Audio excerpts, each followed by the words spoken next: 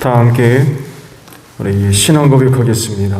나는 전능하신 아버지 하나님 천지의 창조주를 믿습니다. 나는 그의 유일하신 아들 우리 주 예수 그리스도를 믿습니다.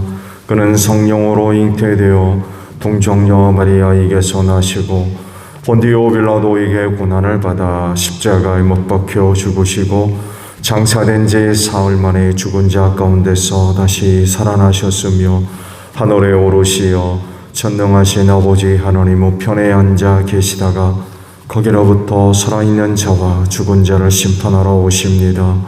나는 성령을 믿으며 거룩한 공교회와 성도의 교제와 죄를 용서받는 것과 몸의 부활과 영생을 믿습니다. 아멘. 211장 찬송드립니다.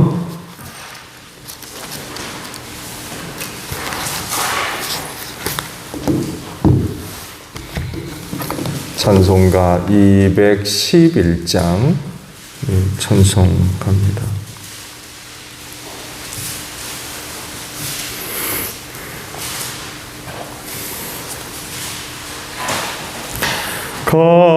값비싼 향유를 주게 드린 막달라 마리아 본받아서 향기로운 산채물 주님께 바치리. 사랑의 주 내 주님께 연약한 자에게 힘을 주고 어두운 세상에 빛을 비춰 성실과 인내로 내 영제 이끌리. 사랑의 주 내 주님께 두려운 마음에 소망 주고 슬픔에 쌓인 자 위로하며 길 잃은 자들을 친절히 이끌리. 사랑의 주 내 주님께 인생의 황혼이 깃들어서 이 땅의 수고가 끝날 때에 주님을 섬기다 평안히 가리라. 사랑의 주 내 주님께.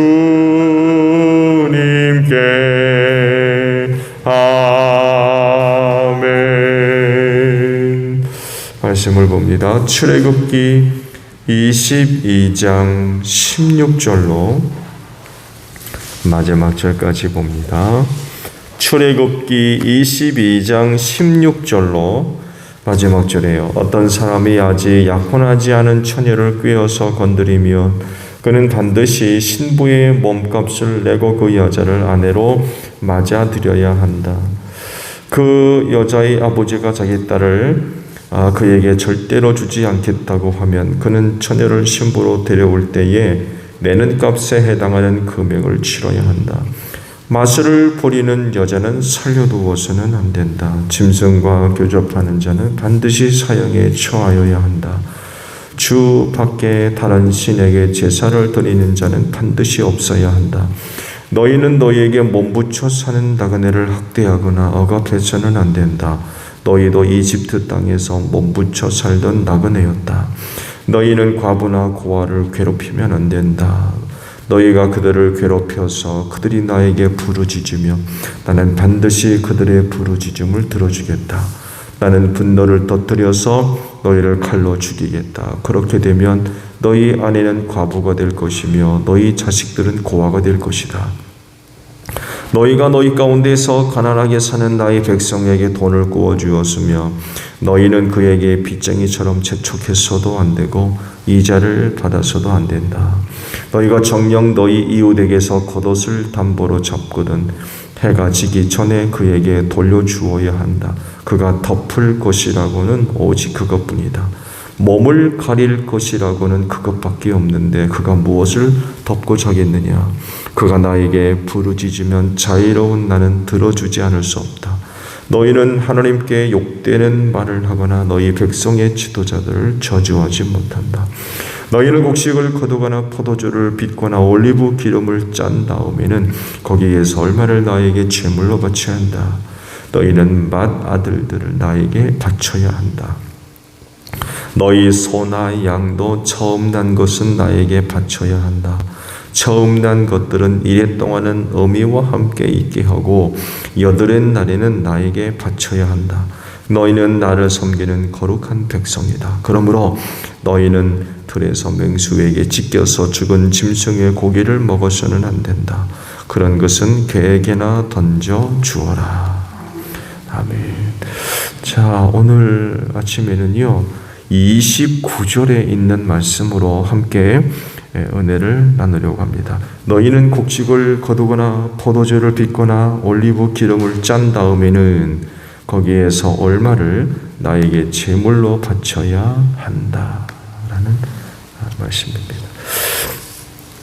오늘 전체적인 말씀의 내용들을 보게 되면 여러 가지 주제와 또 내용들로 기록이 되어져 있죠. 크게 묶어서 본다면 사람과 사람 사이에 있을 다양한 그런 규정들, 남녀 간의 관계 이런 것들을 포함해서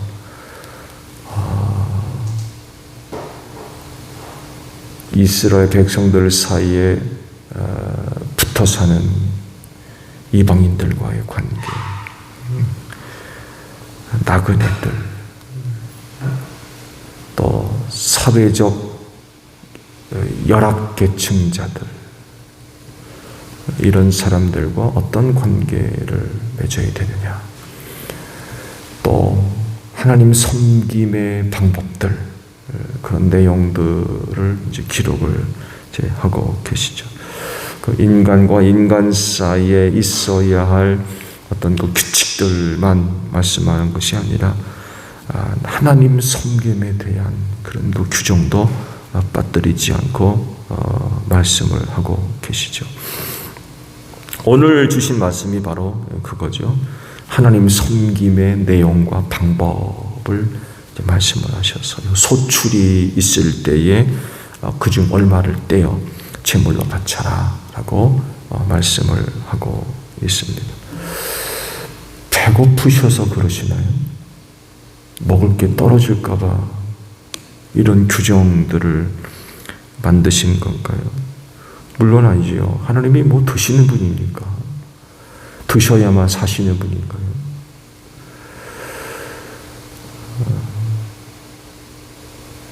먹기를 좋아하는 분이라서 그렇지 않죠. 하나님은 자존하시는 분이기 때문에 그런 것들을 필요로 하는 분이 아니죠. 우리는 먹어야 되죠. 자존할 수가 없어요. 스스로 존재할 수가 없어요. 먹고 마시지 않으면 오늘 한시도 살 수 없어요. 근데 하나님은 스스로 존재하는 분이기 때문에 그런 것들을 별로 그렇게 필요로 하는 분이 아니죠. 그런데도 말씀하시기를 소출의 일부를 제물로 바쳐라 라고 말씀을 하세요. 왜 그러실까? 이런 규정을 받은 백성들은 과연 이 규정들을 어떻게 받아들일까? 라는 부분도 생각해 볼 수 있을 것 같아요.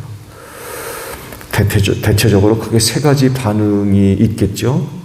이런 규정들을 기꺼이 또 감사함과 기쁨으로 지키는 사람들이 있는 반면에 억지적인 그런 것 반응이다.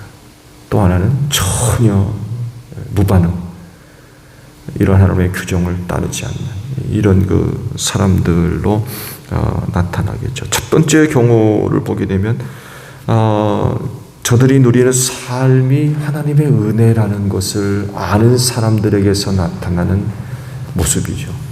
이런 규정들에 대해서 기꺼이 하나님의 은혜인 줄 알고 순종하는, 하면서 기쁨으로 감당하는 그런 그 경우이죠. 자기 재주, 자기 능력, 방법으로 사는 것이 아니라 전적으로 하나님의 은혜로 산다는 것을 알기 때문에 소출이 있을 때에 그중 일부를 떼어 하나님 아버지 앞에 드리는데 기쁨으로 드리는 거죠. 감사함으로 드리고, 하나님의 은혜입니다, 하나님 감사합니다 이제 해서 드리는 거죠.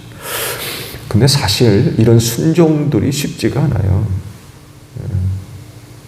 소출의 얼마를 떼어 하나님께 드리는 것 자체가, 그건 정말 대단한 것입니다.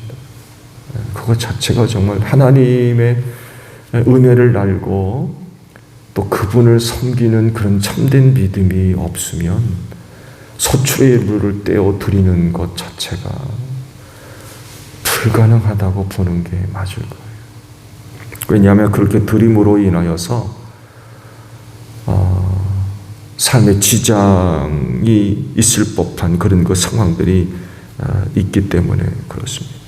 거의 대부분 쓰다 남아서 드리는니까, 하나님 아버지 앞에 제물로 드리는 것들이 쓰다 남아서 드리는 겁니까? 그렇지 않습니다. 그건 삶의 일부를 드리는 겁니다. 단순히 소출의 일부로 드리는 것처럼 보이지만 그건 삶의 일부예요. 곧 더 구체적으로 얘기한다면 자기 생명을 드리는 거예요. 자기 생명. 어제도 말씀을 드렸습니다만 이때 당시의 생활과 오늘 우리가 누리고 있는 생활과는 비교할 수 없는 차이가 있어요. 어제도 말씀드렸죠. 그들의 생활 자체가 투쟁이었어요. 투쟁. 사냐 죽느냐. 먹거리를 얻기 위해서 살아가는 그 자체가 투쟁이었어요. 오늘날같이 삶을 위해 필요한 것, 잠깐만 걸어나가면 물론 돈이 있어야 되겠습니다만도 필요한 것 구입하고 하는 것 전혀 어려움 없습니다. 근데 이때 당시는요, 싸움이었어요. 살기 위한 투쟁. 굉장히 심각한 거죠. 그런 가운데 소출의 일부를 떼어 하나님께 드린다는 건 그건 정말 대단한 일입니다.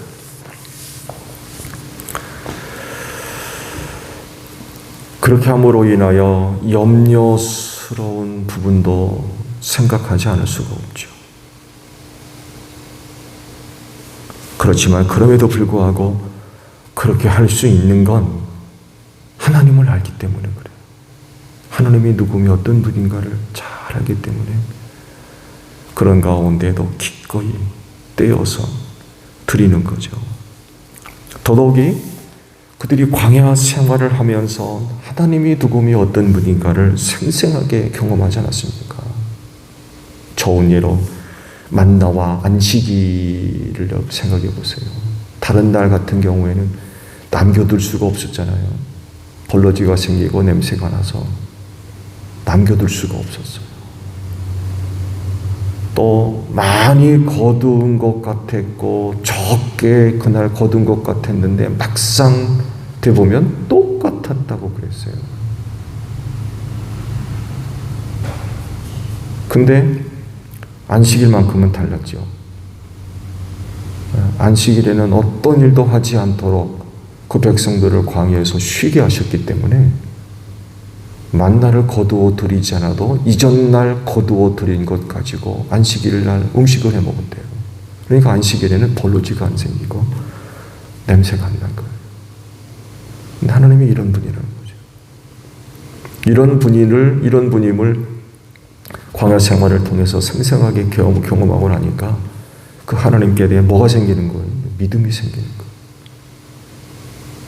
거예요. 우리를 이렇게 도우셨던 하나님.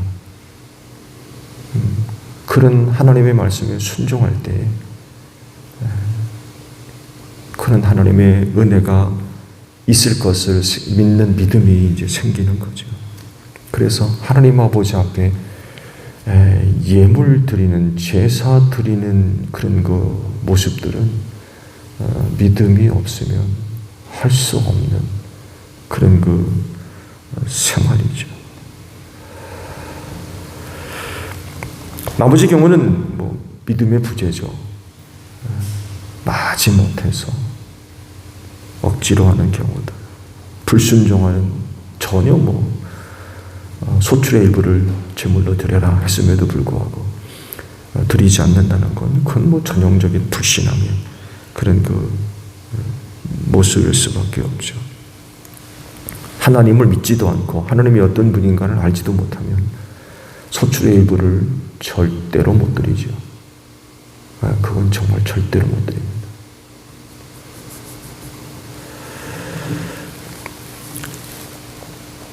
소출에서 일부를 떼어 제물로 드리라 하신 것은 결국 그런 것들을 통해서 백성들을 시험하시는 거죠.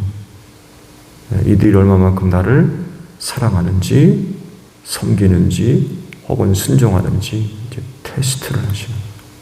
시험하시는 거죠.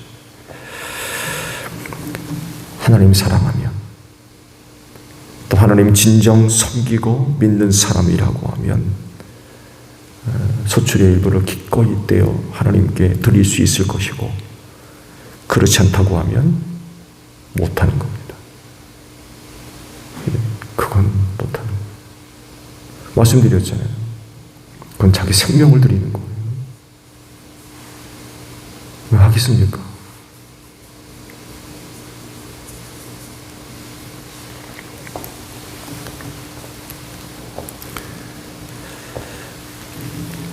그래서 제물은 그냥 소출의 일부만이 얘기하는 거 아니에요. 그런 의미들이 있기 때문에 결국 하나님 아버지 앞에 소출의 일부를 떼어 드린다라고 하는 건 무슨 얘기입니까? 나 자신을 하나님께 드린다는 얘기예요. 그거는 그런 신앙 고백이 포함되어 있는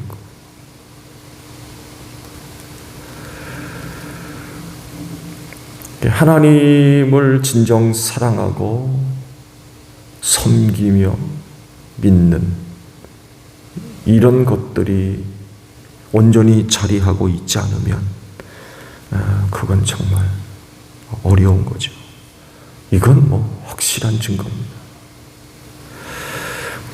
하나님께 제물 드릴 수 있는 조건이 사실은 많지 않아요. 여러분, 무슨 조건으로 하나님께 제물 드립니까? 수백 가지 돼요? 그건 하나님 사랑하는 사람이냐 아니냐, 하나님을 진정 섬기는 사람이냐 아니냐, 아니면 하나님을 믿는 사람이냐 안 믿는 사람이냐에 따라서 결정되는 부분이기 때문에 그래요. 예물 드리는 조건이 수천 가지가 있습니다.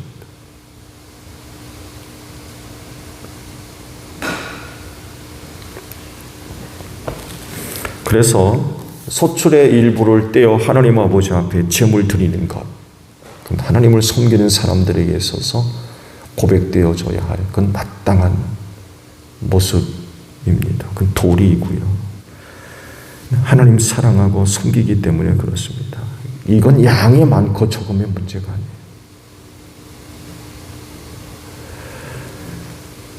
제물 드리는 그것 자체로서 소중한 그런 그 의미들이 포함되어져 있습니다. 이제 그걸 하나님이 보시는 거죠.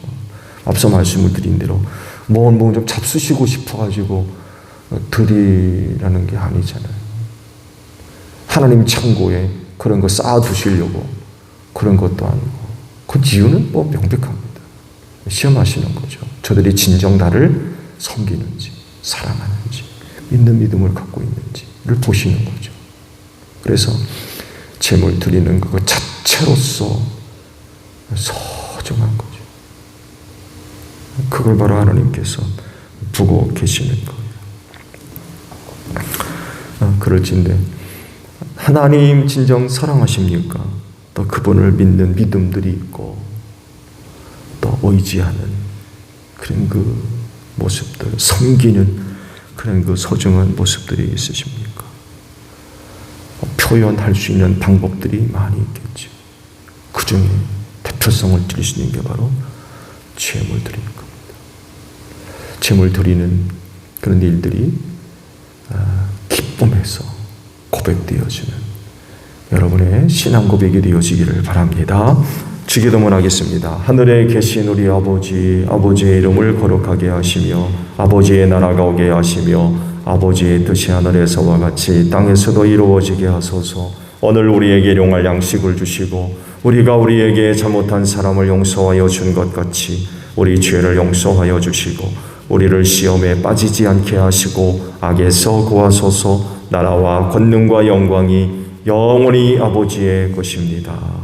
아멘. 기도하겠습니다.